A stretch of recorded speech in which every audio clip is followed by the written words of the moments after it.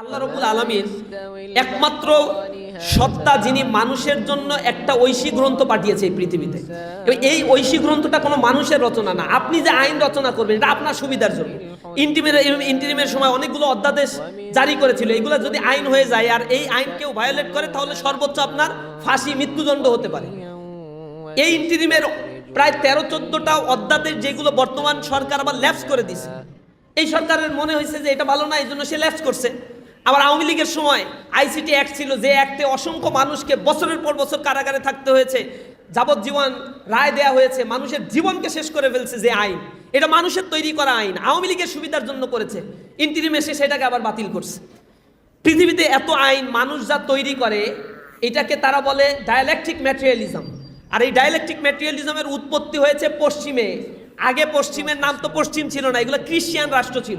এই খ্রিস্টিয়ানিজম যখন গির্জার সাথে গবেষণার একটা কনফ্লিক্ট লাগলো, ওই ধর্মগুলো আপডেট না, ওই ধর্মের মধ্যে মিথ্যা কথা আছে, ওই ধর্মের মধ্যে নানা ধরনের বিষয়গুলো ইনকর্পোরেট করা হয়েছে, ইন্টেনশনালি সংযুক্ত করা হয়েছে, এবং গির্জা তার মতো করে চলতে গিয়ে সোসাইটির গবেষণার সাথে যখন কনফ্লিক্ট বেজে গেল, তখন ভায়োলেন্ট বাড়লো, অনেক বেশি বেড়ে গেল।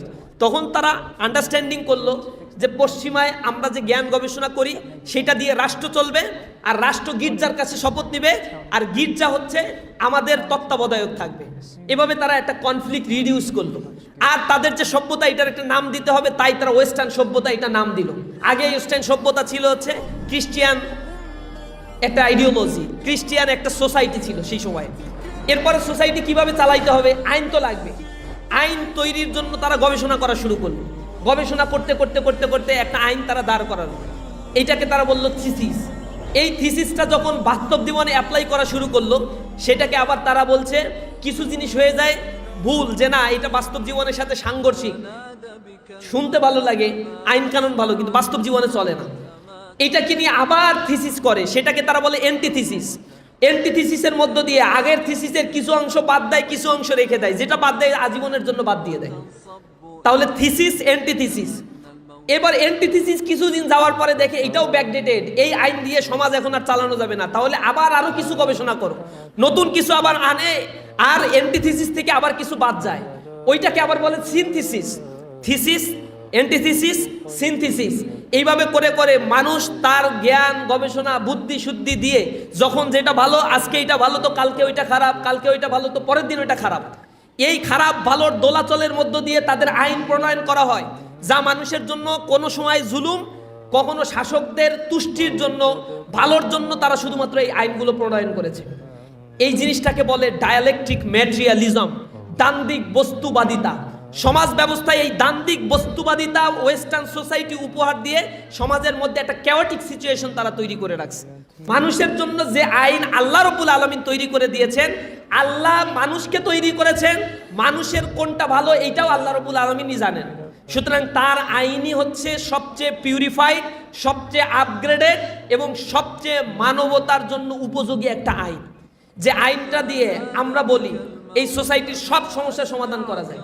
ইসলামিক ল কখনো ব্যাকডেটেড হয় না, এটা গবেষণার উপরে ডিপেন্ড করছে।